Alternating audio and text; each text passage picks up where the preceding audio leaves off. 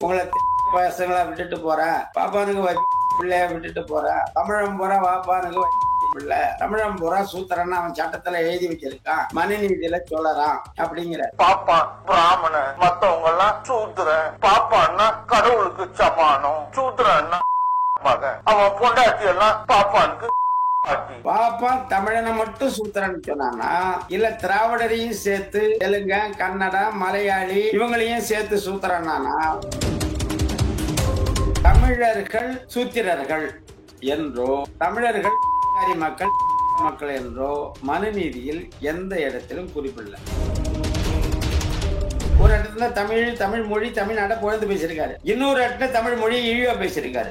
ஒரு இடத்துல திராவிடங்கிறது இந்தியா முழுக்க ஆப்கான் உள்பட திராவிடங்கிறாரு, இன்னொரு இடத்துல பிந்து சாத்புரா மலைக்கு தெற்கால திராவிடங்கிறாரு, இன்னொரு இடத்துல சொல்லும் பொழுது மெட்ராஸ் ஸ்டேட் மட்டும் திராவிடங்கிறாரு, இறுதியா சொல்லும் போது தமிழ்நாடு மட்டும் தான் திராவிடம், தமிழர்கள் தான் திராவிடங்கிறாரு. 40ல இருந்து 45 வரைக்கும் விடுதலைக்கான அனைத்து ஏற்பாடு நடக்குது இந்தியாவில். மாப்போ சிவஞானம் போன்றவர்கள் தனித்தமிழ்நாடு பிரிக்கணுங்கிறதுக்காக குரல் கொடுக்கிறாரு. ஆனா அவருக்கு வலு சேர்க்க முடியல, யாரும் ஆள் இல்ல. ஆனா அவரே ஒரு காங்கிரஸ்காரர். 73 கடைசி மாநாட்டுல கூட சொல்றாரு, நான் சாவறதுங்கிறது இயற்கை, அது எனக்கு பிரச்சனை இல்ல, தமிழர் விட்டுட்டு போறேங்கிறதா வருத்தங்கிறாரு. அன்னைக்கே கூட்டத்துல சாணியை கரைச்சி ஊத்தினான், தொடப்பத்தால அடிச்சான், செருப்பால் அடிச்சான். அன்னைக்கு எதிர்ப்பு இருந்தது. சான்று கொடுங்கிறீங்க, சான்று கொடுத்திருக்கான், மனநிலையில இருந்தா சான்று கொடுத்திருக்கான், தொல்காப்பியத்தில இருந்து சான்று கொடுத்திருக்கான், ஒரு குலத்துக்கு ஒரு நீதி ஈவேரா அவருடைய நூல்ல இருந்து சான்று கொடுத்திருக்கான். அதாவது திராவிட சொம்பு இருக்கிறவன் மறுத்து பேசுறவன் மறுப்பு கொடுங்க, இல்ல மனுநீதியில தமிழன் தான் சூத்திரன் இருக்குன்னு நீங்க சான்று கொடுங்க. பெரியார் தொண்டனா இருக்கக்கூடிய இப்ப வீரமணியும் அதுக்கு அவர் விளக்கம் கொடுக்க சொல்லு. குளத்தூர் மணி, கோவை ராமகிருஷ்ணன், விடுதலை ராஜேந்திரன் இவங்க எல்லாம் புதுச்சேர்ந்து வராங்க. பெரியார் திடல்ல என்ன நடக்குதுங்கிறது அவங்களுக்கு தெரியும். பெரியாருடைய நிதி நிறுவனத்தினுடைய பொறுப்பு முழுக்க வீரமணியும், வீரமணிக்கு பிறகு அவருடைய வாரிசுகளுக்கும் மகன்களுக்கும் கொண்டு சேர்த்திருக்காரு. ஈவேராவுடைய அண்ணன் பிள்ளைங்க இருக்கு, கிருஷ்ணசாமி பிள்ளைங்க, பேர பிள்ளைங்க, அந்த வாரிசு முறையா பார்த்தா அவங்க தாத்தா சொத்து அவங்களுக்கு போகணும். யாரோ அந்த சொத்துக்கு உரிமை கொண்டாடிக்கிட்டு இருக்காங்க.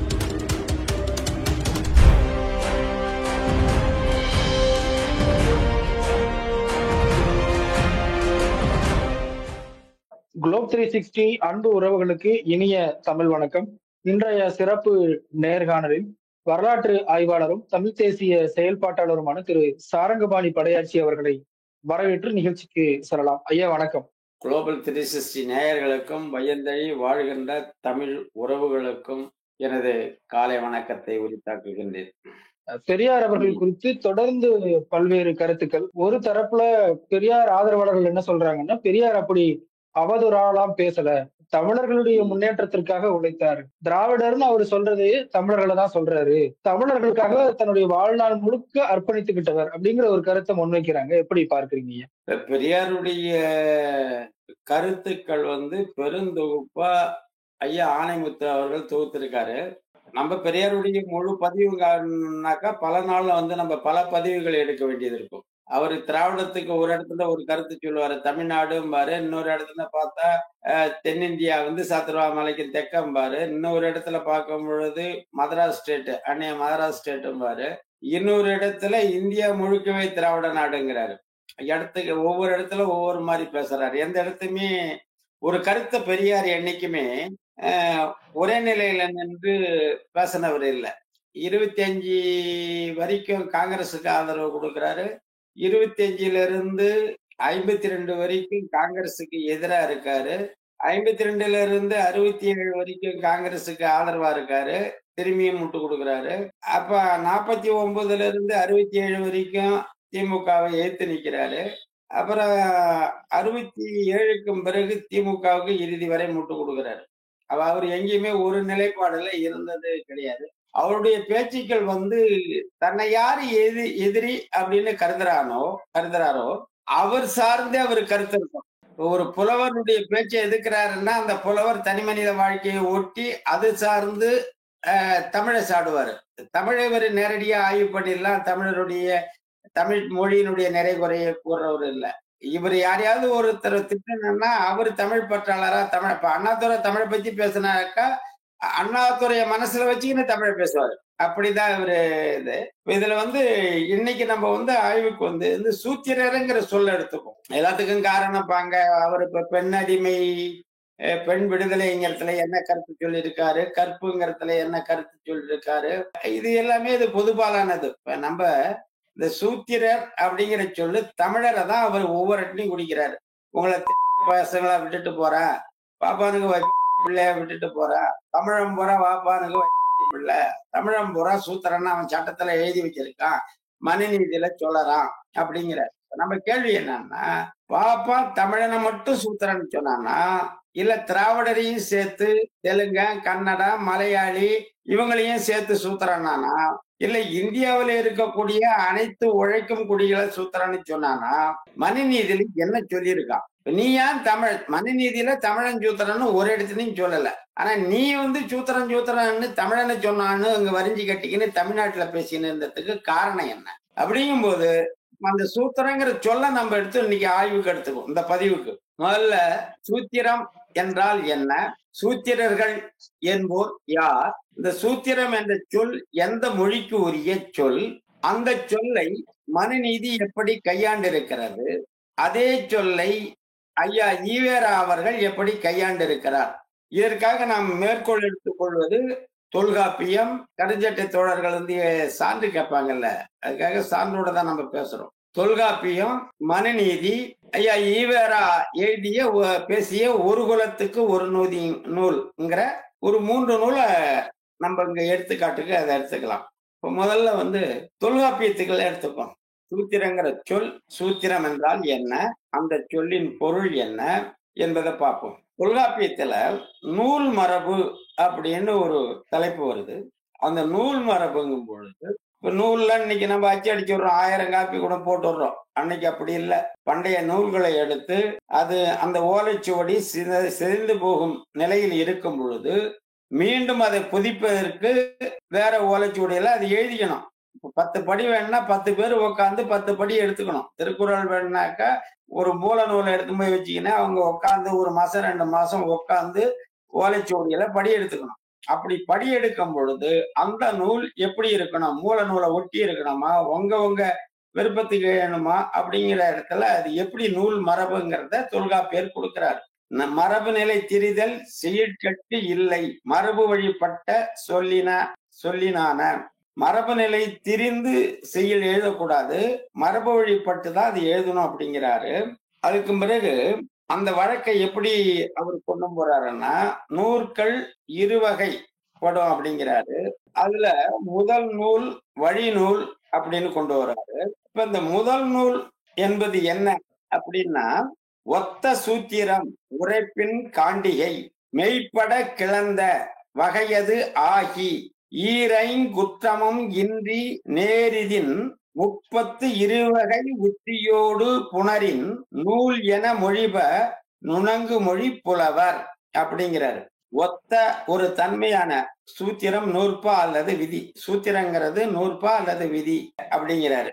செய்யுளின் பொருள்களை விளக்கும் உரைநடை காண்டிகை. முன்னர் சொன்ன முதல் நூல் வழி நூல் என்னும் 2னுக்கும் ஒத்ததாக இருக்க வேண்டும். சூத்திரமும் எழுதப்படும் உரைப்பகுதியும் அதேபோல் ஒரு நூலின் பாயிரம் சிறப்பு பாயிரம் என்றுள்ள நூற்பா சூத்திரத்திற்கு ஒத்ததாக அமைய வேண்டும் அப்படின்னு சொல்றாரு. அதுக்கு அடுத்தது உரை எடுத்து அதன் முன் யாப்பினும் உரை எடுத்து அதன் முன் யாப்பினும் சூத்திரம் புரைதப உடன்பட காண்டிகை. இந்த காண்டிகைங்கிறது உரை விளக்கம், ஒரு செய்யுளுக்கு உரை விளக்கம் தான் காண்டிகை. புணர்ப்பினும் விதத்தலும் விளக்கலும் என 2 வகையோடு புரைதப நாடி புணர்க்கவும் படுமே. சூத்திரங்கிறது என்ன அப்படிங்கிறது சொல்றாரு. மேற்கிளந்தெடுத்த யாப்பினுள் பொருளோடு சில்வகை எடித்தின் செய்யுட்கு ஆகி. மேற்கிளந்தெடுத்த யாப்பினுள் பொருளோடு சில்வகை எடுத்தின் செய்யுட்கு ஆகி சொல்லும் காலை உரை அகத்து அடக்கி நுண்மையொடு புணர்ந்த ஒன்மைத்து ஆகி துளக்கல் ஆகா துணைமை எய்தி அளக்கல் ஆகா அரும்பொருட்டு ஆகி பலவகையானும் பயன்தெரிவு உடையது சூத்திரத்து இயல்பு என யாத்தனர் புலவர். முன்னர் சொல்லப்பட்ட தொகுத்தல், விரித்தல், தொகை விரித்தல், மொழிபெயர்த்தல் என்று 4 முறைப்படி யாத்த சில சொற்கள் கொண்டு செய்யப்பட்ட செய்யுள் பற்றி சொல்லும் போது கூறும் பொருள் அனைத்தும் கொண்டதாகி, இப்ப சூத்திரத்துக்கான பொருள் அவர் சொல்றாரு, கொண்டதாகி நுட்பமான பொருள் அனைத்தும் விளங்கும்படியும் நுண்மையோடு பொருந்தி பிழைபடாத துணை சூத்திரங்களோடு அளவிட்டு சொல்ல இயலாத அரும் பொருள் உடையதாயும் வல்லாற்றானும் பயன் தரும் வகையில் வரையப்படுவதே சூத்திரம் என்று சொல்பவர் புலவர். ஒரு செய்யுளுடைய கருத்து, விரிவான கருத்தை சுருக்கி சொல்வதுதான் சூத்திரம் அப்படிங்கிறது தான் இங்க சூத்திரத்திற்கு தொல்காப்பியர் கொடுக்கும் விளக்கம். பெரியார் அவர்கள் வேறொரு விளக்கம் அவங்க கொடுக்கிறாரு. அது வரும், பெரியார் கிட்ட வரும். அதுக்கு தானே இப்ப இங்க கொடுத்துட்டு தானே அங்க போகணும், பெரியார் கிட்ட நம்ம போகணும். இப்ப இது பெரியார் சொல்லும்போது மனுநீதியில சூத்திரன் எழுதியிருக்கான் அப்படிங்கிறாரு. இப்ப தொல்காப்பியம் சொன்ன சூத்திரம் என்பது செய்யுளுக்கு, அது எப்படி மனித குலத்துக்கு மாறுது, ஆகு பெயரா அது எப்படி வருது அப்படிங்கும்போது, இப்ப நம்ம இங்க சூத்திரம் என்று சில கணக்கு வழிமுறைகளுக்கு ஆங்கிலத்திலே ஃபார்முலா அப்படிம்போம். பக்கத்தையும் பெருக்கனா, ஒரு சதுரத்தின் பக்கத்தை இன்ட்டு பக்கம் அதனுடைய பரப்பளவுக்கான விதி என்றால் பக்கம் இன்ட்டு பக்கம் ஏ இன்ட்டு ஏ ஸ்கொயர்டு, சதுரத்தின் பரப்பளவு ஏ ஸ்கொயர்டு, அது சூத்திரம், சதுரத்தினுடைய பரப்பளவுக்கான சூத்திரம். 2 இன்ட்டு ஏ பிளஸ் பி அப்படின்னு இதுக்கு சொல்லுவோம் செவ்வகத்துக்கு. இப்படி ஒவ்வொன்றுக்கும் இருக்கிற சூத்திரத்தை ஃபார்முலாவை தமிழ்ல சூத்திரம், வட்டத்தின் பரப்பளவுக்கான பையார் ஸ்கொயர்டு சூத்திரம் அப்படிம்போம். அப்போ சுருங்கப்படுதல், சுருக்க சொல்லுதல், நீங்க இப்படி எடுத்துக்கலாம். ஒரு பரப்பளவு, வட்டத்தின் பரப்பளவு காணறதுக்கு வேணும்னாக்கா இந்த பை 22/7 இன்ட்டு 6 இன்ட்டு 6 இதை போட்டாதான் அந்த விரிதலான பரப்பளவை காண முடியும். அந்த சுருக்கத்திலிருந்து தான் ஒரு விரிவுக்கு போக வேண்டும். இப்ப இது நடைமுறையில என்ன சொல்லுவாங்கன்னாக்கா, தமிழருடைய மரபுல ஒரு இடத்துல சண்டை நடக்கும், பிரச்சனை நடக்கும், 2 பேர் அடிச்சுக்குவான், சண்டை பெருஞ்சண்டை ஆயிடும். ஆனா இந்த இடத்துல அமைதியா ஒருத்தன் உட்காந்துன்னு இருப்பான். இன்னொருத்தர் இந்த சண்டைக்கு தூக்கத்துக்கு யார் காரணம், எதனால இந்த சண்டை துவங்குச்சுங்கிறதெல்லாம் தெரிஞ்ச ஒருத்தர் சொல்லுவாரு, பாரு அம்முக்கண்ட மாதிரி அமைக்கின்னு ஒருத்தன் உக்காந்துருக்கான் பாரு, இவ்வளவு பிரச்சனைக்கு சூத்திரதாரி இவன் தான் தெரியுமா அப்படிம்பாரு. இதுக்கு எல்லாத்துக்குமே அடிப்படை காரணம் இவர்தான், இவர் ஆரம்பிச்சு விட்டதுதான் அது அங்க போய் முடிஞ்சிருக்கு அப்படிம்பாரு. இப்ப அந்த சூத்திரம்ங்கிறது இங்க சமூக நடைமுறை வாழ்வியல்ல எப்படி அது பயன்படுத்தப்படுது. இப்ப ஒரு பெரும் விளைவுக்கு ஒரு பொறியா இருந்தவங்கும் போது அவனை சூத்திரதாரி அப்படின்னு சொல்றாங்க. இப்ப இந்த சூத்திரதாரி அப்படிங்கும் போது சமூகத்துல எப்படி சூத்திரர் அப்படிங்கிற பொருள் வந்திருக்கு அப்படின்னாக்கா, ஒரு சமூக கட்டமைப்பினுடைய நாகரிக வளர்ச்சியுற்ற சமூக கட்டமைப்பின் அடிப்படை தேவைகள் என்பது நிறைவு செய்யப்பட வேண்டும். அந்த அடிப்படை தேவைகள் என்பது ஒரு மனிதனுக்கு அடிப்படை தேவை உணவு, உடை, இருப்பிடம். இந்த 3 தான் அடிப்படை தேவை. அப்ப இந்த 3ஐயும் ஒரு நாட்டில் உற்பத்தி செய்யக்கூடிய மக்கள் இருக்காங்கல்ல, அந்த தொழில்சார் குடிகள், அந்த குடிகள் அந்த நாட்டிற்கு, அந்த சமூகத்திற்கு, அந்த மக்கள் தொகுப்பிற்கு சூத்திரதாரிகள், கடைக்கால், ஒரு கட்டத்தினுடைய கடைக்கால் போன்றவர்கள் அடிப்படை சூத்திரதாரிகள். அவர் தான் அந்த சமூக மேன்மைக்கும் செழுமைக்கும் யாரு சூத்திரதாரின்னா இந்த தொழில்சார் குடிகள் தான். அந்த தொழில் மேம்படும் பொழுது சமூகம், நாடு வளர்ச்சி அடையும். அதுதான் இன்னைக்கு தொழில்துறை வளர்ச்சி. இந்த நாட்டு வளர்ச்சிக்காக தொழில்துறையை கொண்டு வந்து வைக்கிறாங்கன்னா அரசு முயற்சி எடுக்கிறது. அப்ப உணவு உற்பத்தி பண்ணக்கூடிய வேளாண் குடிகள், உழுகுடிகள், இருப்பிடத்தை கொடுக்கக்கூடிய கொல்லர், ஐங்கொல்லர், கல் தச்சர், மரத்தச்சர், பொன்தச்சர், இரும்பு தச்சர், ஷீட் மெட்டல், கன்னரர், இப்படி 5 கொல்லர்கள், ஆடை கொடுக்கக்கூடிய கைக்கோளர்கள், மேலும் மண்பாண்டங்கள் கொடுக்கக்கூடிய குயவர்குடி, இப்படி போன்ற அடிப்படை வாழ்வாதாரத்திற்கான கட்டமைப்பை, இந்த ஸ்ட்ரக்சரல் சமூக கட்டமைப்பை உருவாக்குவதற்கு எந்த குடிகள் உழைத்ததோ அந்த குடிகள் தான் அந்த சமூகத்தின் கட்டமைப்பின் கடைக்கால். இவங்களதான் இங்க தமிழர்கள சூத்திரருங்கும் போது இதுதான் பொருள். நீ இங்க என்ன பொருள் இருக்கோ நம்ம கிட்ட, அந்த பொருளை தான் நம்மளுக்கு எடுத்துக்கணும். என் பேரு சாரங்கபாணின்னு எங்க அப்பா வச்சான்னா அதுதான் எனக்கு பேரு. பக்கத்துல இருக்கிறவன் இன்னொரு ஊருக்கு போனா வேற ஏதாவது ஒண்ணு சொல்லிருப்பான், என்னை பத்தி அமாவாசை, குடுப்பானே, மொந்தகலன்னு ஏதாவது சொல்லிட்டு இருப்பான். அதை எடுத்து வச்சுக்கணும் நம்ம ஆய்வு பண்ணுங்கிற அவசியம் நம்மளுக்கு தேவையில்லை. முதல் கருத்து.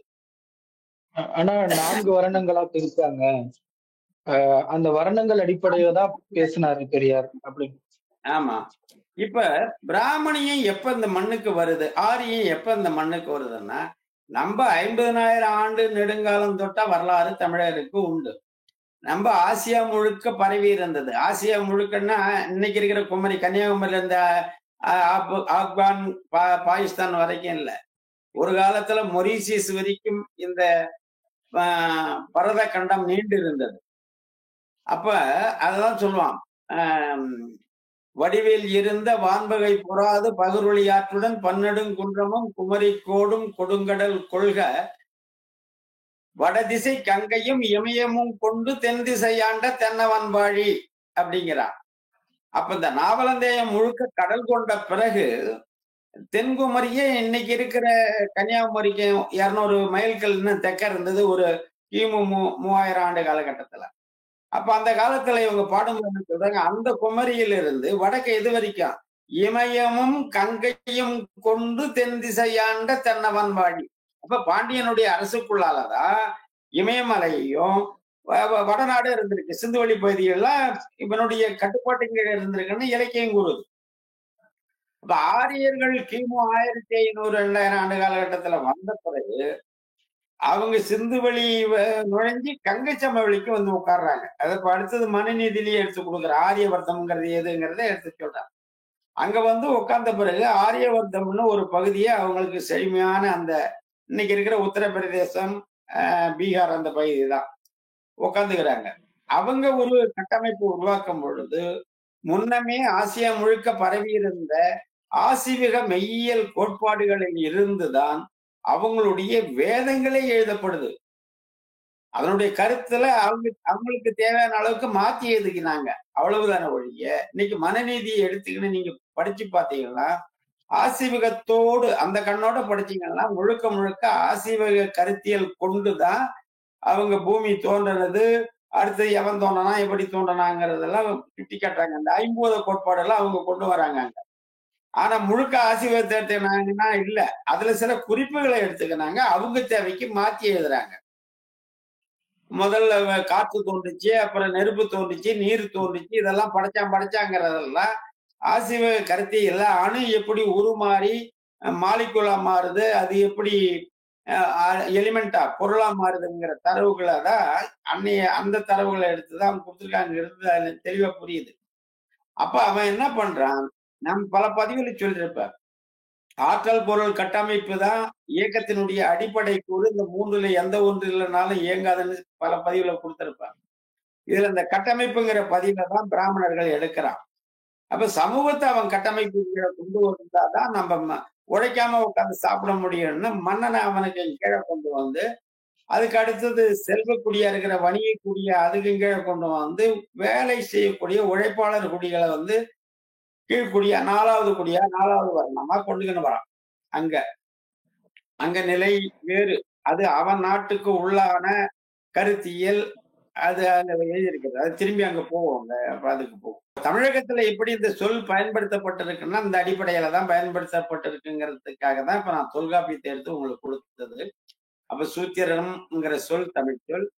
அப்ப தமிழ்ச்சொல் சூத்திரங்கிறதுல இருந்து சூத்திரர்னா அடிப்படை வேலைகளை, ஒரு சமூக அடிப்படை வேலைகளை செய்யக்கூடியவர்கள். இன்னைக்கு ஒர்க்கர் பணியாளுங்கிறோம். ஒரு நிறுவனத்துல ஒர்க்கர் கேட்டகரியில இருக்கிறவங்க தான் அங்க உற்பத்தியை கொடுக்கறவங்க. அதுக்கு மேல சூப்பர்வைசிங் கேட்டகரி இருக்கலாம், ஆடிட்டிங் இருக்கலாம், ரைட்டிங் ஒர்க், கிளரிக்கல் லைன் இருக்குல்ல, இவங்கெல்லாம் அந்த உற்பத்திக்கு இவங்களுக்கு சம்பந்தமே கிடையாது. அதுல இருந்து அது எப்படி அதிகமா விற்கலாங்கிறதோ, அதுக்கு மார்க்கெட்டிங் எந்த பகுதியில இருக்கு, எங்க வித்தா அதிகமான லாபம் கிடைக்குங்கிற கோணத்துல இருக்கிறவங்க தான். அன்னைக்கு அங்க சமூக கட்டமைப்புலயும் வைசியருங்கிற குடி அதுதான். குறைந்த விலையில விற்கக்கூடிய ஒரு பொருளை அதிக விலைக்கு விற்கக்கூடிய இடத்துக்கு கொண்டு போய் சேர்க்கறது. இதற்கு மேல ஒட்டுமொத்த குடியையும் நிர்வாகம் பண்றது அரசுங்கிறது. அரசனை நிர்வாகம் பண்ற இடத்துல பிராமணர்கள் உட்காந்துக்கணும். அதுதான் அவன் ஒட்டுமொத்தமா சமூகத்தை ஆளுமை செய்யறதுக்கான இடத்துல அவன் வழி வகுத்துக்கணும். அது அவருடைய நீதி நூல், அவனுடைய கோட்பாடு. அது அது அது அது வேற. இப்ப நம்மளுடைய நிலை எப்படி இருந்ததுனாக்கா, இங்க கட்டமைப்பு அன்னைக்கு பிராமணர்கள் எல்லாம் கிடையாது. இங்க தொல்காப்பியத்திலையும் 4 குடியா பிரிக்குது. அந்தனர், அரசர், வைசியர், வேளாளர் அப்படின்னு பிரிக்குது. இந்த வேளாளருங்கிறது தான் வேலைக்காரன் தான் வேளாளருங்கிறது. தொழில் செய்யக்கூடியவங்களை தான் வேளாளர்னு தொல்காப்பியம் சொல்லுது. வேளாண்மை, உழவு தொழில், அது சார்ந்த தொழில். அது சார்ந்த தொழில் தான் நெசவு, ஐங்கொல்ல தொழில் எல்லாமே. வைசியருங்கிறது வியாபாரம், வணிகம் பண்றது. இப்ப இங்க அந்தணருங்கிறவங்க யாருன்னாக்கா அந்த அந்தணர் கிடையாது, பிராமணர்கள் கிடையாது. தமிழ் சான்றோர்கள் அரசுக்கு அறிவுரை கூறிய, குறிப்பாக ஆசிவக பெருஞ்சித்தர்கள் தான் அன்னைக்கு வானியல் கணிப்பு, ஒவ்வொரு நிகழ்வுக்கான ஆய்வுகளை மேற்கொண்டு கொடுத்தார்கள். அது சார்ந்த பெருஞ்சித்தர்கள் தான் இங்கு அந்தணர் என்று அழைக்கப்பட்டார்கள். அவர்கள் தான் தொல்காப்பியம் கூறும் அந்தணர். இப்ப நம்ம அப்போ இதுல தொல்காப்பியம் என்ன சொல்லுது அப்படிங்கிறத பார்த்துட்டோம். இப்ப பெரியார் என்ன சொல்றாருங்கிறத பார்ப்போம். இந்த சூத்திரங்கிறதுக்கு பெரியார் என்ன சொல்றாருன்னு பார்ப்போம். சூத்திரன் யார்? சூத்திரன் என்பவன் 7 வகைப்படும்.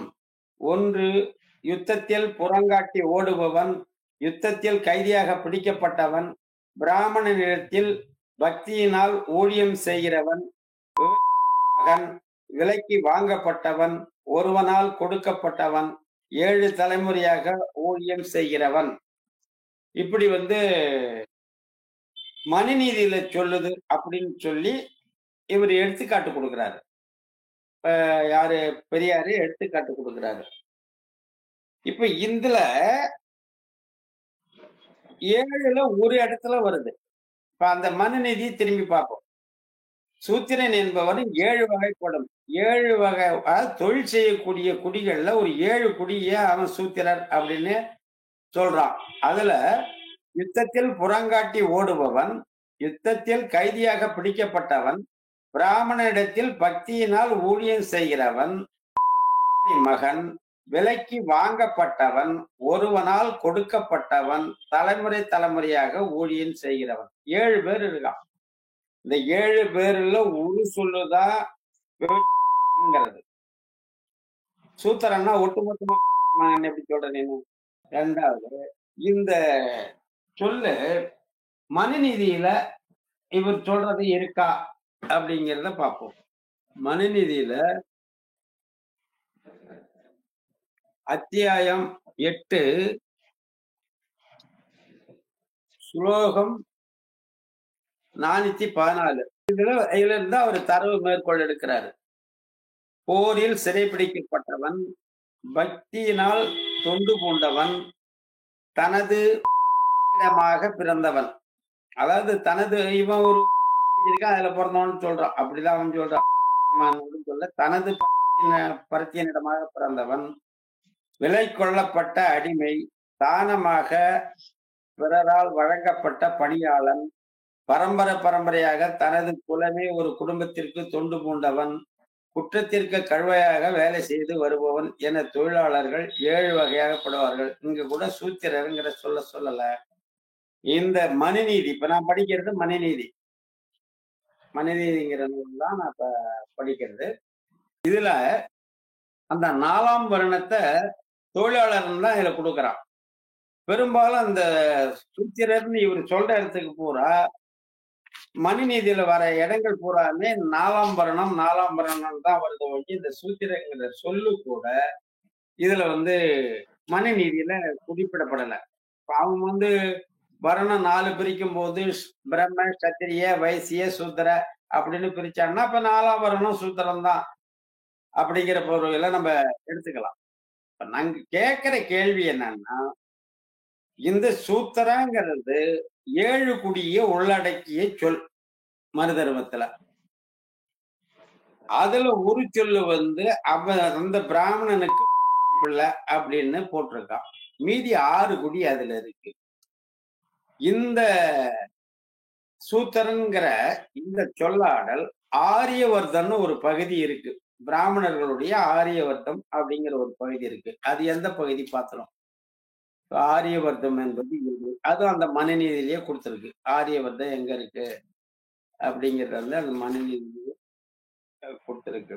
சரஸ்வதி திருஷித்துவதி, சரஸ்வதி திருஷித்துவதி என்னும் தெய்வ நதிகளுக்கு இடையில் பறந்து கிடக்கும் பிரதேசத்தை கடவுளார் கை கொண்டதனாலேயே அதனை பிரம்மவர்த்தம் என்று கூறப்படும்.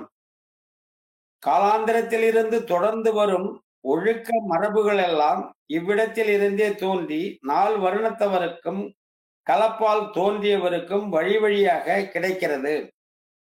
குருட்சேத்திரம், மத்தியஸ்தம், பாஞ்சாலம், கன்யாகுப்ஜம், சூரசேனம் இவை யாவும் பிரமரிஷி என்னும் பிரதேசத்தை சாரும். இது பிரம்மவர்த்தத்தின் என்று வேறானது. இந்த பிரதேசத்தில் தோன்றும் பிராமணனிடத்திலிருந்து சகல தன்மைக்குரிய கடமைகளை அறிந்து கொள்ள கடவர்.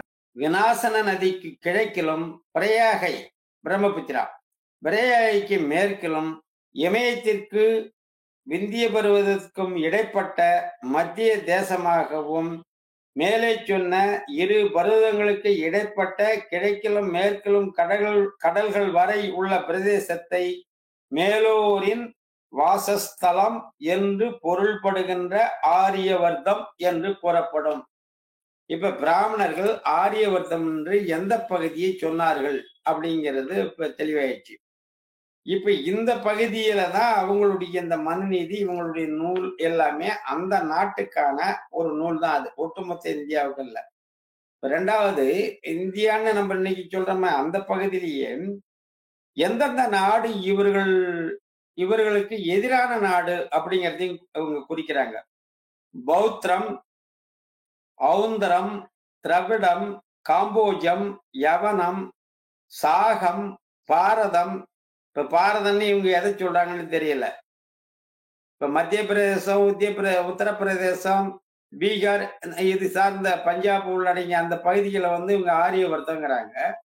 இந்த ஆரியவர்த்தத்துக்கு வெளியால பாரதம் இருந்ததுன்னு சொல்றாங்க இதுல பார்க்கும் பொழுது. அப்ப காம்போஜம், யவனம், சாகம், பாரதம், பால்வீகம், ஷீனம், சிராதம், தரதம், கசம் ஆகிய நாடுகளை ஆண்ட மன்னவர் அனைவரும் மேற்குறித்தவாறு குலம் தாழ்ந்து போனவர்களே. இவங்க எல்லாருமே குலத்துல தாழ்ந்த குலம் அப்படிங்கிறாரு அப்படின்னு மனுநீதி குறிக்குது. அப்ப இந்த நாடுகள் எல்லாமே அப்ப இந்த திராவிடம், பாரதம் எல்லாம் இந்த ஆரியவர்த்தத்துக்கு உள்ள வரல. இப்ப இந்த ஆரியவர்த்தத்துக்குள்ளால மனுநீதி எழுதப்பட்டு அங்க இருக்கிற மக்கள் தான் இந்த 4 வருண கோட்பாட்டுக்குள்ளால வகுக்கப்பட்டது. எல்லாமே அவங்களுடைய நாட்டுக்கான சட்டம். அது பிற்காலத்துல இந்தியா முழுக்க இந்துத்துவ ஆளுமையை பிராமணர்கள் கொண்டு வரும்போது அதை இன்றைய அரசியல் சட்டம் வரைக்கும் கூட அவங்க ஆளுமை செலுத்துறாங்க. அந்த நிலைக்கு அவங்க வளர்ந்து எடுத்துட்டாங்க.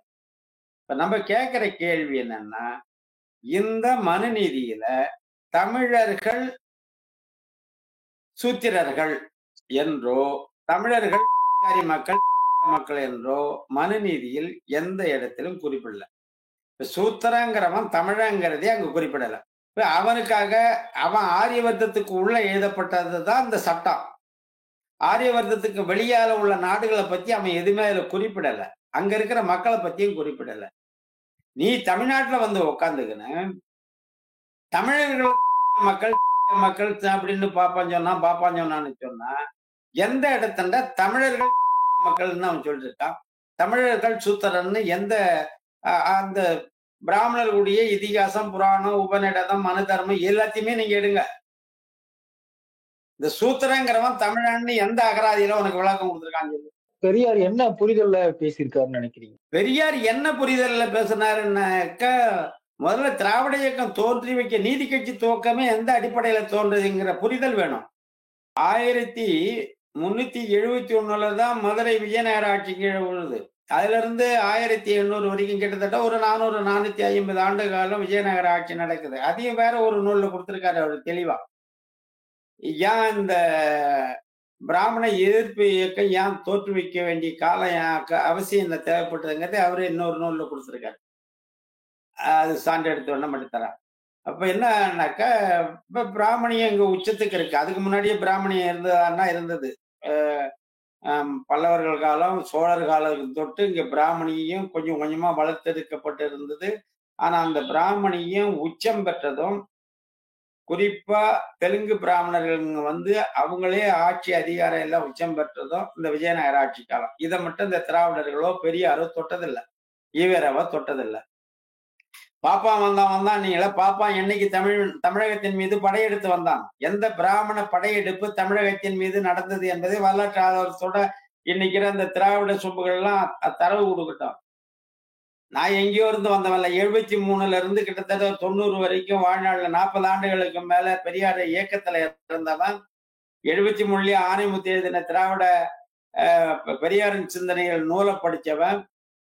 பெரியாரின் சிந்தனைகள்ங்கிற நூலை வெளியிடுறதுக்கு ஆணைமுத்து வெளியிடும் பொழுது அதுக்கு நீதிமன்றத்துல போய் தடை வாங்கினவர் வீரமணி.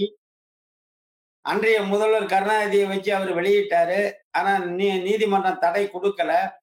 அதன் பிறகு திரும்பி 2வது பெரிய தொகுப்பாத 20 நூலாக ஆணைமுத்து போடும் பொழுது திரும்பி இது உயர்நீதிமன்றம் போறாரு. உயர்நீதிமன்றம் மறுக்கவே உச்ச நீதிமன்றம் வரைக்கும் வீரமணி போறாரு.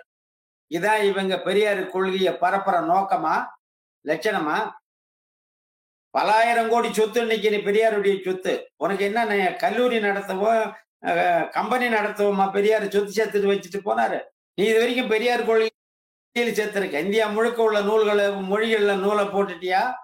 உலக மொழிகள்ல நூலை போட்டு கொண்டு போய் சேர்க்க. தெலுங்குல நூல் இருக்கா? பெரியார் கருத்துகள் தத்துவங்கள் தெலுங்குல இருக்கா? கன்னடத்துல இருக்கா? மலையாளத்துல இருக்கா? மற்ற இந்தியா முழுக்க நீ கொண்டு போயிட்டியா? எதுக்கு சொத்து அங்க சேர்த்து வச்சது?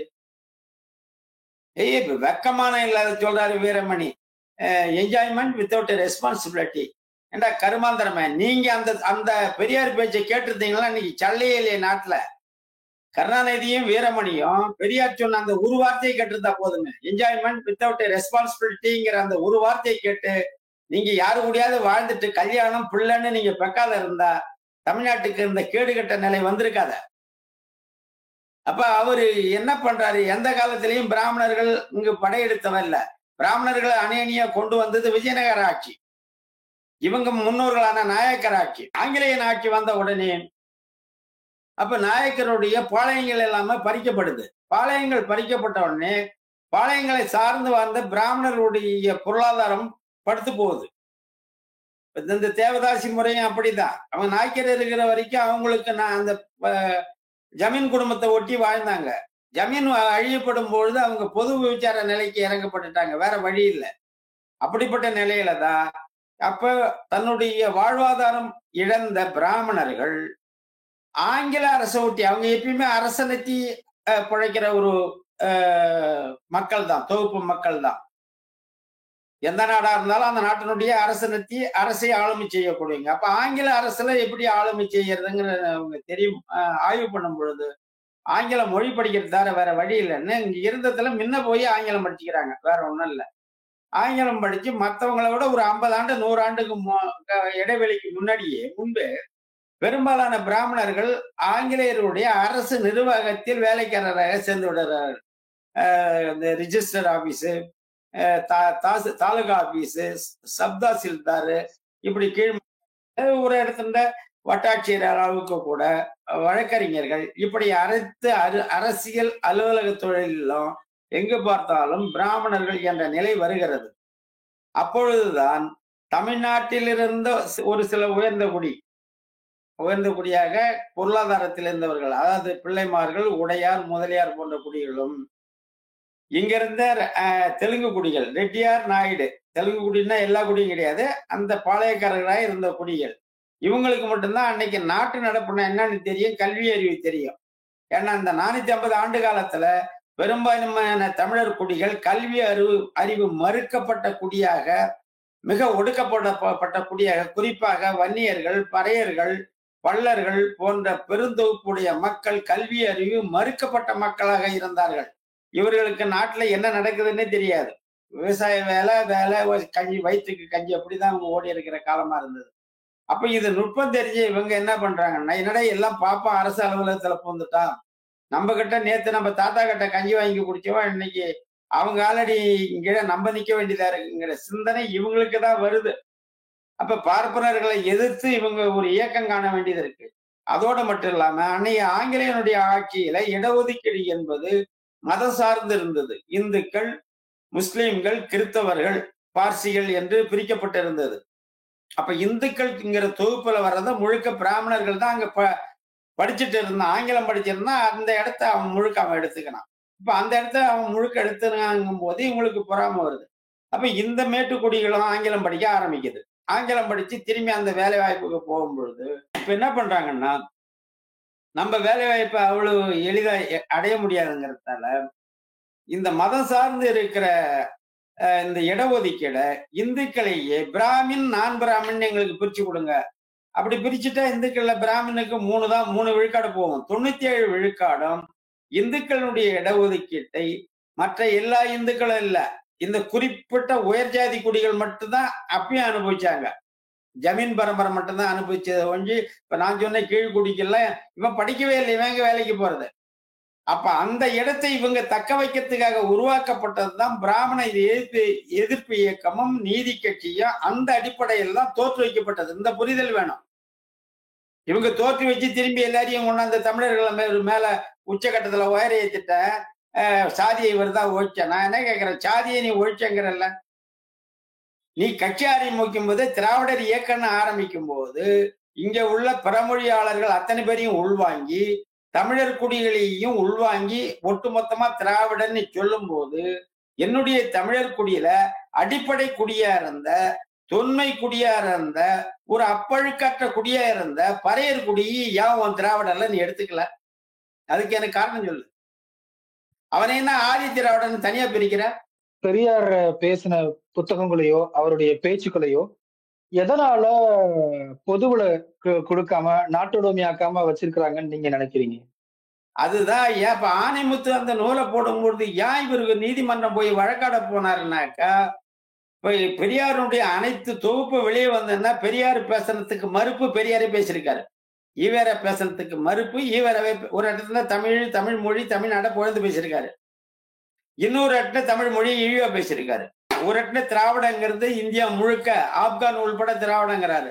இன்னும் ஒரு இடத்துல பிந்து சாத்புரா மலைக்கும் தெற்கால திராவிடங்கிறாரு.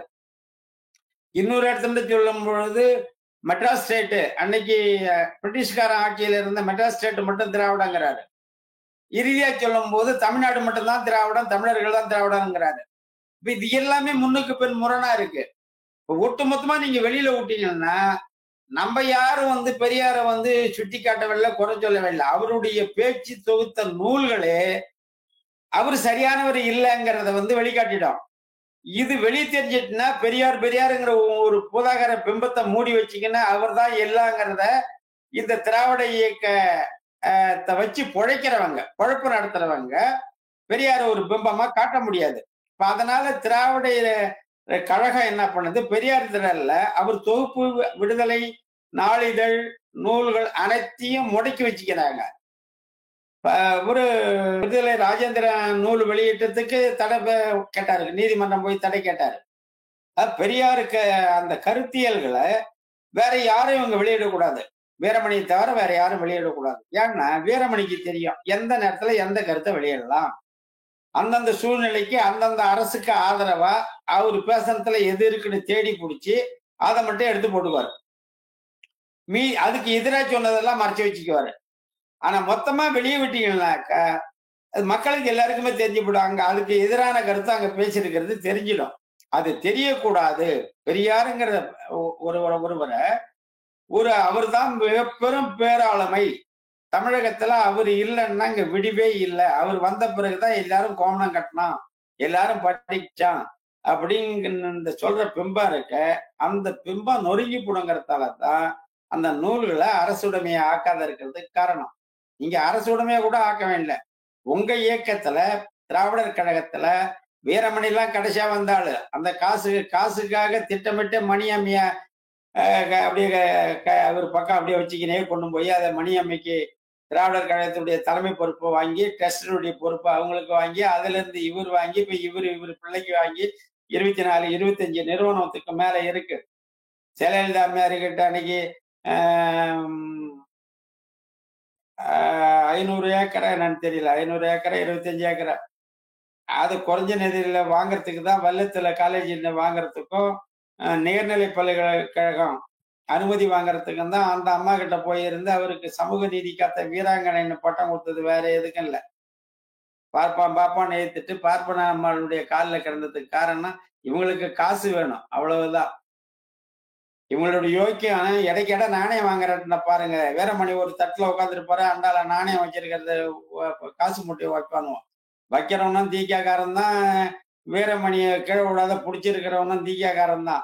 அந்த பக்கத்துல பணத்தை வச்சுக்கினே இருப்பான். அது தட்டு கீழே இறங்குதுன்ட்டு வீரமணி உட்காந்துருக்கிற தட்டுல ஒருத்த முட்டியால வச்சு அழைத்தோம் கீழே, ஏன்னா இன்னும் கொஞ்சம் காய்ச்சி வைக்கணும்னு. எவ்வளவு பெரிய யோக்கியவானுங்க பாருங்க.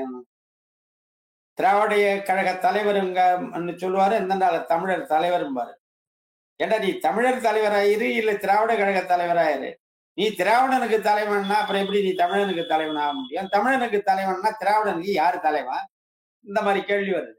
இதுதான் அவங்க வெளியிடறதுக்கு காரணம். எனவே எங்க இந்த திராவிட இயக்கம் ஒன்று தோன்றதுக்கு அடிப்படை காரணமே பிராமணர்களிடமிருந்து இந்த பிறமொழியாளர்கள், குறிப்பா தெலுங்கர்கள் கைக்கு அரசியல் ஆளுமை, அரசு இயந்திரங்களில் அலுவலர்களில் வேலை வாய்ப்பில் முன்னுரிமை பெறணுங்கிறது தான் இவங்களுடைய நோக்கம். அப்ப பிராமணர்களை எதிர்த்து அவங்க அரசியல் செல்வாக்கோட இருக்காங்க.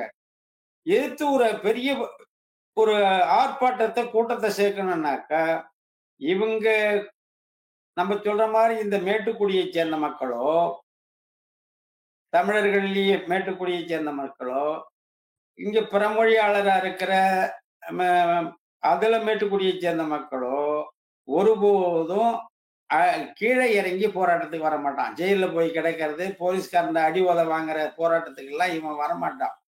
ஏன்னா காலம் பூரா இவங்க சொகுசா வாழ்ந்து அனுபவிச்சுவாங்க.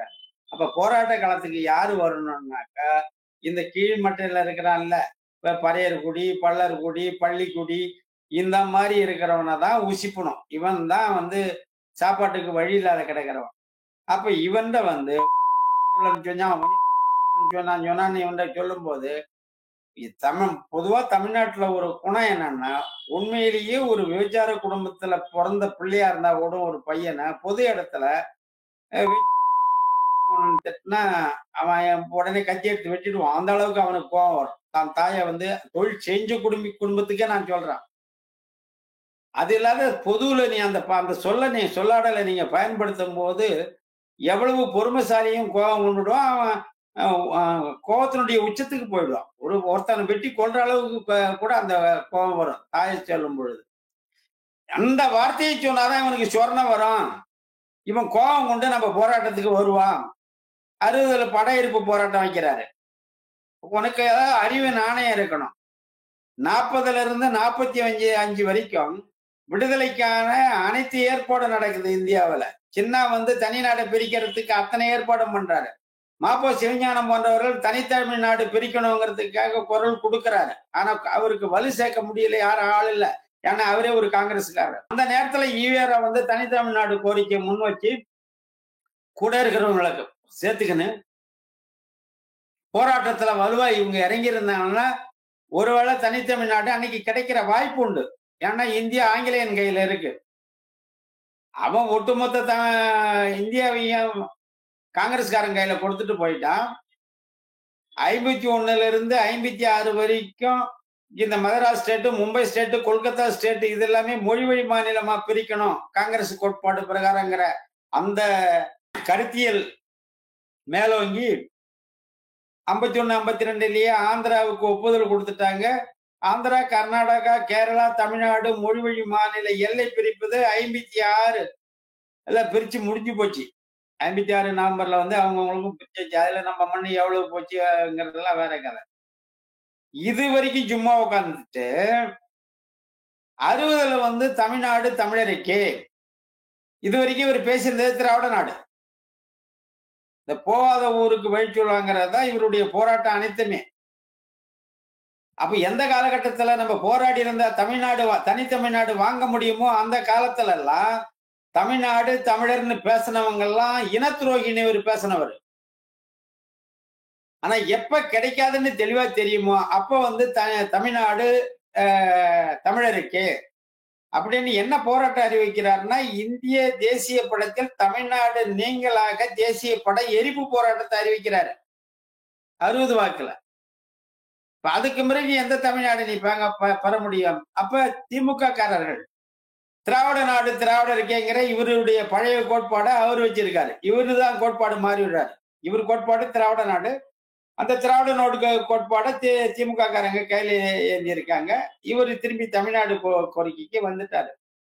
அப்ப அந்த அறைகோல்ல சொல்றாரு, திராவிட நாடு கோரிக்கை வச்சிருக்கிறவங்க திராவிட நாடு நீங்களாக இந்திய தேசிய படத்தையாவது எரிக்கவாங்க அப்படின்னு கொடுக்கிறாரு. இதுதான் ஒரு ஒரு நிகழ்ச்சி தமிழருக்கு அனுகூலமான ஒரு நிகழ்ச்சி நடக்குதுன்னா அதை எப்படி முனைமழங்கடிக்கலாங்கிற வேலையை செய்யறது. இப்ப அன்னையில இருந்து 56 வரைக்கும் இவர் பண்ணின வேலை என்னன்னா, நல்லூர் மாவட்டம் சித்தூர் மாவட்டம்லாம் ஆந்திராவுக்கு போறதுக்கு வேண்டிய கீழடி வேலையை செஞ்சுக்கின்னு இருந்தார். மலபார் மாவட்டம் கேரளா போச்சு. இப்ப எந்த இடத்துல மொழிவழி தேசியம் எல்லை பிரிக்கும் பொழுது பெரியாருடைய பங்கு என்ன? இவ்வளவு இடங்களை தமிழர்களுடைய நிலங்களை ஆந்திராக்காரனும் கன்னடக்காரனும் மலையாளியும் 3 பகுதியிலையும் பிரிச்செடுத்து போகும்போது இவருடைய நிலை என்ன, இவருடைய கருத்து என்ன? ஒரு வரி விடுதலையிலேயோ உண்மையிலேயோ வேற எங்கேயாவது இவர் சொற்பொழிவு ஆற்றா அவங்கள சான்று காட்ட சொல்லுங்க. அப்ப அவர் சொன்ன கருத்து என்னன்னா, எனக்கு திருப்பதி போறதோ மெட்ராஸ் போறதோ சித்தூர் மாவட்டம் போறதோ பெங்களூரு போறதோ மலபார் இதை பத்தி எனக்கு எந்த கவலையும் இல்லை. மாநிலத்தினுடைய எல்லை அளவு நில அளவு எனக்கு பொறுப்பல்ல, எனக்கு அது முக்கியம் அல்ல. கையளவு மண்ணு கிடைச்சாலும் எனக்கு அது தனியா கிடைக்கணும், தனி நாடா வேணுங்கிற கருத்தை எழுதினாரு. இது ஏதாவது நடக்கிற வேலையா? சரி, அப்படிதான் நீ வந்து முதல்ல வந்து திராவிட நாடு கோரிக்கை அவர் கொண்டு போய் கொடுக்குற ஆலோசனை கமிட்டி வருது 40க்கும் 45க்கு அந்த 45க்கு 47க்கு இடைப்பட்ட காலத்துல இந்தியா வந்து விடுதலை கொடுக்கணும்ட்டு ஆங்கிலேய கமிட்டி வருது. அந்த கமிட்டியில கொண்டு போய் திராவிட நாடு அறிக்கை கொடுக்குற. அப்ப இங்க கேட்டு இருக்கிறது தமிழ்நாடு தனித்தமிழ்நாடு கோரிக்கை வச்சிருந்து அதுக்காக களமாடி இருந்தா ஓரளவுக்கு கிடைக்கிறதுக்கான வாய்ப்பு அன்னைக்கு இருந்தது. அதை கெடுத்தவர் இவர் தான். அப்ப திராவிட நாடு கோரிக்கை வைக்கும் போது அந்த மனுவை வாங்கி பார்த்துட்டு அதிகாரி சொல்றான், நீங்க சொல்றது சரி, ஆனா திராவிட நாடு கோரிக்கை வந்து ஒட்டுமொத்த மெட்ராஸ் ஸ்டேட்ல இது எழல, தமிழ்நாட்டுக்குள்ளால மட்டும்தான் இருக்க ஒழிய இன்னும் 10 மாவட்டம் ஆந்திராவில் இருக்கு, அவனும் ஒரிசாவில் இருக்கிற மாவட்டமும் குடகு மாவட்டம் இவன் கேரளாவில் இந்த பகுதியிலெல்லாம் வந்து இந்த குரல் வல்லியே இந்த திராவிட நாடு கோரிக்கைக்கான மக்கள் எழுச்சி மக்கள் குரல் இல்லை, அதனால இதுல நிறைவேற்ற முடியாது அப்படின்ட்டான். அப்போ திராவிட நாடு கோரிக்கையை எங்க வச்சுக்கின்னு இருந்தான்னா, இங்க கட்டுரை எழுதுறது பேப்பர்ல அறிக்கை விடுறது தமிழ்நாட்டுக்குள்ளாலதான் நீ பண்ணிக்கின்னு இருந்திய ஒழிய தமிழ்நாட்டுக்கு வெளியால உள்ள ஆந்திர மக்களையோ, ஆந்திராவில் கிட்டத்தட்ட பாதி நாடு அங்க இருக்கு, மெட்ராஸ் பாதி நாடு அங்க இருக்கு, 10 மாவட்டம் இருக்கு, ஒரிசாவினுடைய தென்கோடி மாவட்டம் ஒண்ணு இங்க இருக்கு. அப்ப அங்கெல்லாம் போய் நீ அணி திரட்டி திராவிட நாடுக்கு கோரிக்கை முன்னெடுத்து கேரளாவில் போய் பிரச்சாரம் பண்ணி கர்நாடகாவில் பிரச்சாரம் பண்ணி அப்படி ஒட்டுமொத்த கன்னடர் திராவிடர் மலையாளி தமிழர் ஒருங்கிணைச்சு ஒரு மிகப்பெரிய ஜின்னா போன்ற ஒரு பெரிய போராட்ட காலத்தை முன்னெடுத்து திராவிட நாடு கேட்கறனாக்கா நியாயம். அது கிடைக்கவும் கூடும், அந்த அன்னைய காலகட்டத்துல கிடைச்சிருக்க கூடும், அது வேற. ஆனா நீ எதுவுமே இல்லை, தமிழ்நாட்டுல உட்காந்து நீ எழுதிட்டு பண்ணி நீ திராவிட நாடு கோரிக்கை வச்சதுக்கு காரணம் என்னன்னா, இங்க தனித்தமிழ்நாடுன்னு ஒரு கோரிக்கை யாராவது முன் வச்சு போராடிடக்கூடாது, ஒருவேளை அது வெற்றி பெற்றிடக்கூடாதுங்கிறது தான். எல்லா இடத்துலயுமே முறிக்கிற வேலை தான் இவர் வேலை. அப்படிதான் அவருடைய இருந்திருக்கு. இப்ப இதுல வந்து நீங்க இவர் வந்து இன்னைய வரைக்கும் தமிழர்களை வந்து சாகும்போது கூட சொல்றாரு, 73 கடைசி மாநாட்டுல கூட சொல்றாரு, நான் வந்து சாவறதுங்கிறது இயற்கை, அது எனக்கு பிரச்சனை இல்லை, தமிழர் விட்டுட்டு போறேங்கிறதுதான் வருத்தங்கிறாரு. நான் என்ன கேட்கிறேன், ஏட்டா இந்த இந்த நாட்டுல இப்ப தமிழ்நாட்டிலேயே மொழி வழி மாநிலம் பிரிஞ்ச பிறகு கூட இன்னைக்கு நீங்க திராவிட மாடல் ஆட்சிங்கிறீங்களே, இந்த அரசுல முழுக்க முழுக்க தமிழன் அல்லாதவன் தான் இன்னைக்கு மந்திரியா இருக்கா, அரசு நிர்வாகத்துல எல்லா பொறுப்புலையும் இருக்கான். அப்ப இந்த மந்திரியா இருக்கிறது நீங்க, அரசு நிர்வாக பொறுப்பெல்லாம் இருக்கிறவங்க நீங்க, மக்கள்னு சொல்லும்போது அதுல உங்களுக்கு பங்கு வராதா?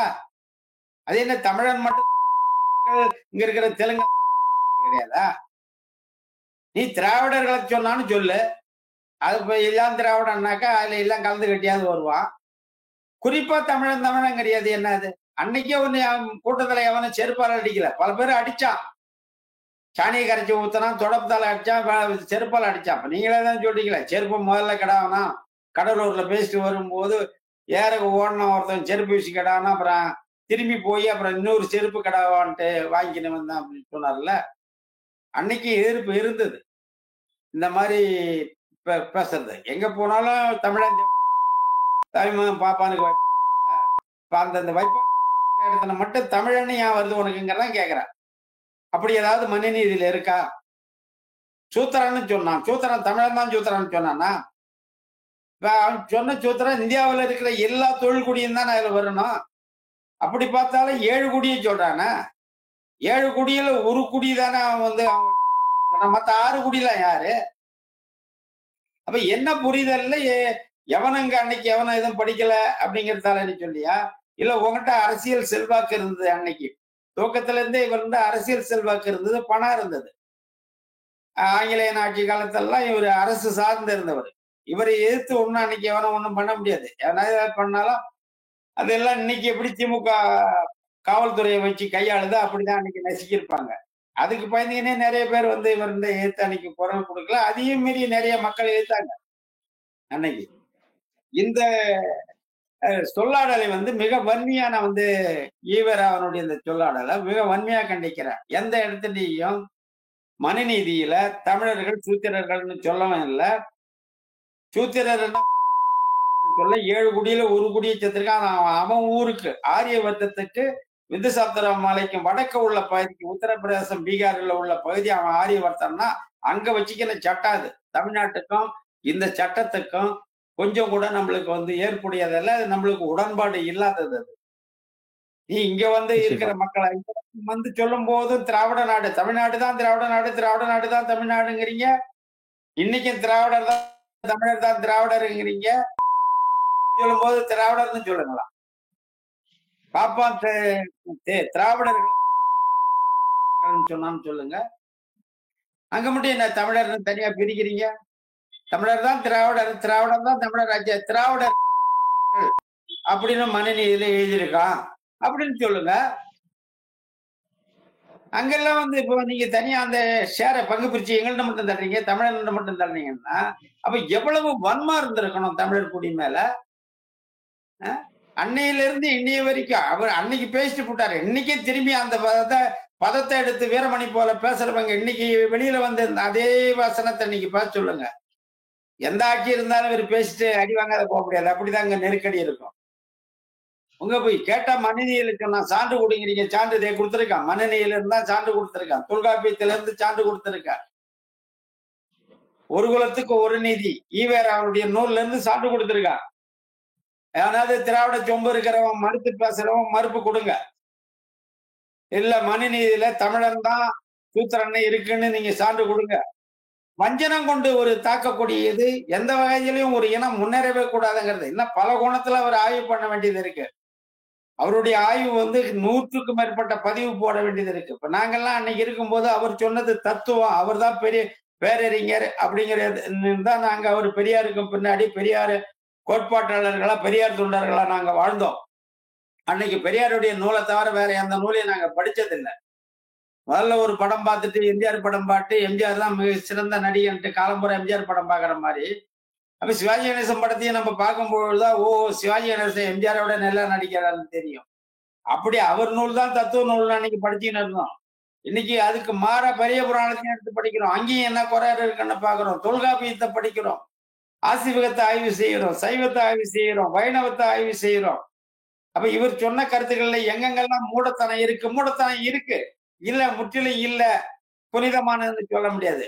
அங்க ஆசிவிகங்கிற உண்மையான அணுவியல் கோட்பாடு, அறிவியல் கோட்பாடு எப்ப அது சைவம், வைணவம், மாலியமா பிரிக்கப்பட்டதோ அப்பயே அதுல வேதாந்த கருத்து நோங்கி மூடத்தனம் உள்ள புகுத்தப்படுது. அந்த மூட நூல்களை எடுத்து வந்தீங்கன்னா தமிழ்ல நீ என்ன கிடைக்குன்னு கேள்வி கேட்கிற. உன் புராணத்துல என்ன இருக்கு, இதிகாசத்துல என்ன? நீ கம்பராமாயணம், மகாபாரதம், பெரிய புராணம், தேவார பாடல்கள் இதுதான் ஆய்வு பண்ணி தமிழை புறக்கணிக்கிற. ஆனா தமிழ்ல இருக்கக்கூடிய தொல்காப்பியத்தையும் நீ திருக்குறளையும் மலன்ட்ட, சிலப்பதிகாரத்தையும் அது விபச்சாரி நூல்ன்ட்ட. மணிமேகலையில இருக்கிற ஒரு 2 பக்கத்துல இருக்கிற தரவுக்கு பெரியார் இல்ல, அவரு போயிட்டாரு, ஈவேரா போயிட்டாரு. பெரியார் தொண்டனா இருக்கக்கூடிய இப்ப வீரமணியோ, அங்கு திராவிட கழகத்துடைய மிகச்சிறந்த தலைமை அவர் தானே வீரமணி. வீரமணிக்கு இன்னும் 1 மாசத்துக்குள்ளால தர இந்த ஆசிவகம் சார்ந்த ஒரு நூல் இருக்கு. ஆசிவக நூலறிந்த புராணனை கூறுமின் நிறை யார் நூல் பொருள் யாது என எல்லையில் பொருள்களில் எங்கும் எப்பொழுதும் புள்ளி கிடந்து புலப்படுகின்ற வரம்பியில் அறிவன் இறை நூற்பொருள் 5 உரந்தரும் உயிரோடு ஒரு நாள் வகையென அப்படிங்கிற ஒரு செய்யுள் வருது. அந்த செய்யுளை முழுக்க படிச்சுட்டு அதுக்கு அவர் விளக்கம் கொடுக்க சொல்லு. அதுல எவ்வளவு முட்டாள்தனம் பொய்ஞ்சு கிடக்கு, இல்லை என்ன அறிவியல் இருக்குன்னா அவர் சொல்ல சொல்லு. 2000 ஆண்டுகளுக்கு முன்னாடியே அணு உள்ளால இருக்கிற எலக்ட்ரான், புரோட்டான், நியூட்ரான், அதனுடைய பாண்டிங் கெப்பாசிட்டி, பாண்டிங் ரேஷியோ இவ்வளவா அது உள்ளால கொட்டி வச்சிருக்கான். தமிழ் முட்டாள்தனம் மொழி, காட்டு மிராண்டி மொழி. நீங்கெல்லாம் அறிவாளி. ஈவேர கண்டுபிடிச்சது என்ன? ஒரு பேனா கண்டுபிடிச்சிருக்கார சொல்லு, ஒரு பல்லு குத்துற ஊசி கண்டுபிடிச்சிருக்கார சொல்லு. நீ என்ன கண்டுபிடிச்சிருக்க? நீ என்ன அறிவாளி? உங்களுடைய மெக்கானிக்கல் ப்ரொடக்ஷன் என்ன சொல்லுங்க. திராவிட கழகம் மெக்கானிக்கலா, அறிவியலா, எந்த கருவிகளை தமிழர்களுக்கு நீங்க கண்டுபிடிச்சு காட்டுறீங்க? உலகத்துல எவனும் கண்டுபிடிக்காத பாரு, நாங்க கண்டுபிடிச்சிருக்கோம். திராவிடம் கண்டுபிடிச்சது என்ன? ஒரு பேனா கண்டுபிடிச்சீங்க, ஒரு பென்சில் கண்டுபிடிச்சீங்க, எதையாவது ஒன்ன கண்டுபிடிச்சேன்னு சொல்லுங்களா. அப்புறம் அறிவியலை பேசுறதுக்கு உங்களுக்கு என்ன யோகியதை இருக்கு? நீங்க எதை கண்டுபிடிச்சிருக்கீங்க? தமிழ் அணுவனுடைய அணுவை அக்கக்க பிரிச்சு போட்டிருக்கான் 2000 வருஷத்துக்கு முன்னாடி. அவனை முட்டாள்னு சொல்றதுக்கு, அந்த மொழி காட்டு முராண்டின்னு சொல்றதுக்கு உனக்கு என்ன யோக்கியதை இருக்குங்கிறான். இப்ப தமிழை காட்டு முராண்டினவன் தெலுங்கை காட்டு முராண்டிங்கணும். அப்ப இந்தியாவில் உள்ள அனைத்து மொழியும் மேன்மையான மொழியா? தமிழ் மட்டும் தான் காட்டு முராண்டி மொழியா? அப்ப இந்தியாவில் உள்ள மொழி காட்டு முராண்டி மொழின்னா அத்தனை மொழியும் 200க்கும் மேற்பட்ட மொழி இருக்கு இந்தியாவில். 500க்கும் மேற்பட்டது இருக்கு, 200க்கும் மேற்பட்டது இலக்கண இலக்கியத்தோட இருக்கு. அத்தனை மொழி இந்திய மொழியே காட்டு முராண்டி மொழின்னு சொல்லு. விட்டுட்டு தமிழ் காட்டு முராண்டினாக்க தெலுங்கு என்ன தேவ மொழியா? கன்னடம் தேவ மொழியா? நீனே சொல்ற நான் கர்நாடகத்தை படுக இனத்துல இருந்து வந்தவன் பிறந்தவாங்கிற. நீனு நாய்க்காங்கிற. அவனுடைய தாய்மொழி தெலுங்கு, உன்னுடைய தாய்நாடு கன்னடம். இதை இப்ப நீனே இப்ப கொடுக்குற நான் எங்க இருந்து வந்தேன் அப்படி யாருங்கிறத. அப்படி இருந்து வந்துட்டு இங்க நீ தெலுங்கு கன்னடத்தை விட்டுட்டு தமிழை நீ காட்டு பிராண்டி மொழின்னா, தமிழ் மொழியில பிறந்த ஒருத்தவன் சொன்னாலே தமிழாத வச்சிருப்பான். நீ சொன்னது எப்படி அன்னைக்கு பொறுத்துக்கணும்னு தெரியல. ஆனா நீங்களே சொல்றீங்க எங்களை செருப்பால் அடிச்சானோ, சாணி கரைச்சி ஊத்தனானோ ஒண்ணு. மக்கள் அன்னைக்கு அதான் செய்ய முடிஞ்சிருக்கு அவங்களால. ஆனா அதெல்லாம் எடுபடலை. இன்னைக்கு திரும்பி நீங்க திராவிட மாடல், திராவிட மாடல். நான் என்ன சொல்றேன், ஈவேரா தொண்டாற்றினாரா? ஆற்றினார். அவரு உங்களை விட யோக்கியமானவன் தான். பொதுநல வாழ்க்கையில அவரு மத்த எல்லாரை விட, உங்களை விட, இன்னைக்கு இருக்கிற திமுக காரன், திகாவில் இருக்கிற மத்த தலைவர்களை விட அவர் யோக்கியமானவர் தான். அதை நம்ம மறுக்கல. ஒரு உழைப்பால் அந்த சமூகத்துக்கு கடுகளவும் பயன் ஏற்பட்டு இருக்குன்னா அதை வரவேற்கும், அதையும் மறுக்கல. இப்ப இன்னைக்கு 67ல இருந்து இன்னை வரைக்கும் திராவிட முன்னேற்ற கழகம், அண்ணா திராவிட முன்னேற்ற கழகம் அந்த மண்ணினுடைய கனிம வளங்கள், இயற்கை வளங்கள், பண்பாடு, மொழி அனைத்தையும் அழிச்சு குட்டிச்சாறு ஆக்கிட்டு உங்களுடைய மத்திய அரசு கட்டுப்பட்டு போறதுக்கு காரணமே நீங்க ஊழலை அவங்க கேட்டுருவாங்கிறதுக்காக, அது வெளிப்படக்கூடாதுங்கிறதுக்காக மத்திய அரசுக்கு அடங்கி அனைத்து மாநில உரிமையும் விட்டு கொடுத்து தமிழகத்தினுடைய கனிம வளங்கள் அத்தனை கொள்ளைகளையும் நீங்க பறிபோய் கோடிக்கணக்கான பல கோடிகளுக்கு அதிபதியா இருக்கீங்களே. இதை தமிழ் தேசியவாதிகள் சுட்டி காட்டனா அதுதான்டா நீ நாணயம் உள்ளவன், அதுக்கு தானே பதில் சொல்லணும். கருணாநிதி திருவாரூர்ல வரும்போது எத்தனை ஆயிரம் கோடி எடுத்து வந்தாரு, இன்னைக்கு சொத்து எத்தனை ஆயிரம் கோடின்னு கணக்கு கேட்டா அதுக்கு வெள்ளை அறிக்கை கொடுக்கணும்ல. அதை விட்டுட்டு நாங்க ஈவேரா நாங்க ஈவேரான்னு ஈவேருக்கு பின்னாடி நீங்க ஒளிய வேண்டிய அவசியம் என்ன? 49ல இருந்து தான் ஈவேரா உங்களை கண்ணீர் துளி பசங்கன்னு கழுவி கழுவி ஊத்துனாருல்ல, அங்க ஏன் போய் ஒளியறீங்க? ஏன்னா ஈவேராவை தவிர வேற யாருமே உங்க இயக்கத்துல அப்பழுக்கற்ற மனிதன் இல்ல. அவரு பின்னாடி ஒளிய முடியல. அவரு எந்த கொள்ளையும் அடிக்கல, எந்த சொத்தும் அடிக்கல. அதனால ஈவேராவுக்கு பின்னாடி போய் நீங்க ஒளியறீங்க. அப்ப உங்களை அடிக்கிற கல்லு நீங்க எந்த மரத்துக்கு பின்னாடி ஒளியறீங்களோ அந்த மரத்து மேல படுது. அப்படிதான் இன்னைக்கு பெரியார் ஈவேராவை தமிழ் தேசியவாதிகள் விமர்சனத்துக்கு உள்ளாக்க வேண்டிய தேவை இப்படிதான் ஏற்பட்டது ஒழிய, நேரடியா ஈவேராவுக்கும் தமிழ் தேசிய சிந்தனையாளர்களுக்கும் எந்த முரணும் இல்ல. குறிப்பா சொன்னா எல்லாரும் அங்கிருந்து தான் வந்தோம். அங்கிருந்துதான் அதுதான் நாட்டங்கால். அங்கிருந்து வந்துதான் ஈழப்படுகொலை 2009க்கும் பிறகுதான் இது திராவிடமே நம்மளை அழிக்க வந்ததுங்கிற சிந்தனை ஆய்வை திருப்பி பாய்ச்சிடும். வேற ஒண்ணும் இல்ல. திருப்பி எந்த வழியா வந்தோமோ அந்த வழியிலே எவ்வளவு தவறு நடந்திருக்கு அப்படிங்கிறத திரும்பி பார்க்கும் போதுதான் எங்களுக்கு புரியுது. அதனால உங்களுக்கு நேரடியா தமிழ் தேசியவாதிகள் ஈவேராவை தாக்கணுங்கிறதோ அவரை பத்தி விமர்சனிக்கணுங்கிறதோ தேவையில்லை, தேவையற்றது ஒண்ணு.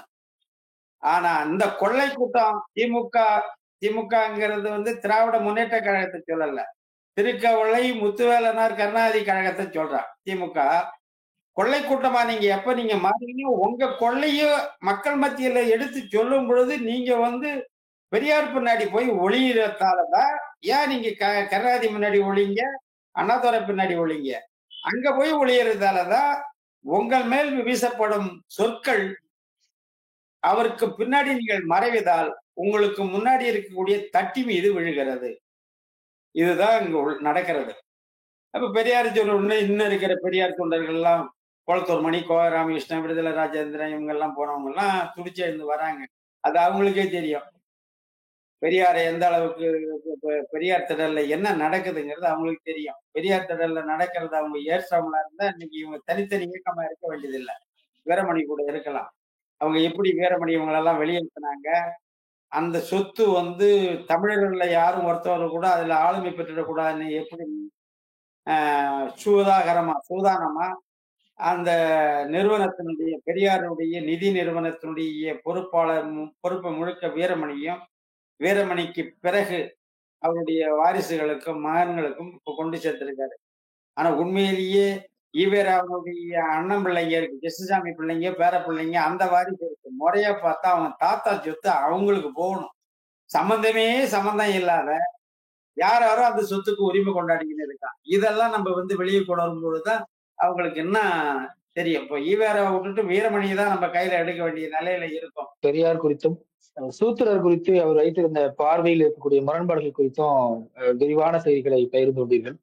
நிகழ்ச்சியில் பங்கெடுத்தமைக்கு மிக்க நன்றிங்க. சூத்திரம் என்றால் என்ன, சூத்திரர்கள் என்பவர்கள் யார் என்ற தரவுகளை தொல்காப்பியத்தின் அடிக்கொண்டு விளக்கியுள்ளேன். எனவே சூத்திரம் என்பது ஒரு சுருக்கம், விரிவின் சுருக்கம் என்பதும், சூத்திரர் என்றால் ஒரு சமூக கட்டமைப்பின் அடித்தளம் என்பதும், அவன் மிக சிறப்புக்கு உரியது என்பதும் பொருள் கொள்ள வேண்டிய இருக்கின்றது. எனவே சூத்திரர் என்றால் ஈவேரா சொன்ன மாதிரி வைப்பாட்டி மக்கள் என்ற அந்த பதத்தில் தமிழர்கள் யாரும் பொருள் கொள்ள வேண்டாம். அது உயர்வான ஒரு சொல்லுதான், அது நமக்கு பொருந்தாத சொல். எனவே இந்த சொல்லை சொல்லி நம்ம தமிழ் இனத்தை சீண்டி அவருக்கு துணையாக போராட்ட களத்தில் இறக்க வேண்டும் என்பதற்காகவே இவ்வாறான சொல்லை பயன்படுத்தினார் என்பதும், மனுநீதியில் தமிழர் தான் சூத்திரர் என்ற சான்றுகள் ஓரிடத்திலும் எந்த இடத்திலும் இல்லை என்று எடுத்துக்காட்டு கூறி இந்த செவியை இதுவரைக்கும் செய்மடுத்திருக்கின்ற வையந்தழி வாழ்கின்ற தமிழ் சொந்தங்களுக்கும் ஊடகம் குளோபல் 360 360 ஊடகத்திற்கும் எனது நன்றியை தெரிவித்துக் கொள்கிறேன். வணக்கம். மிக்க நன்றிங்கய்யா.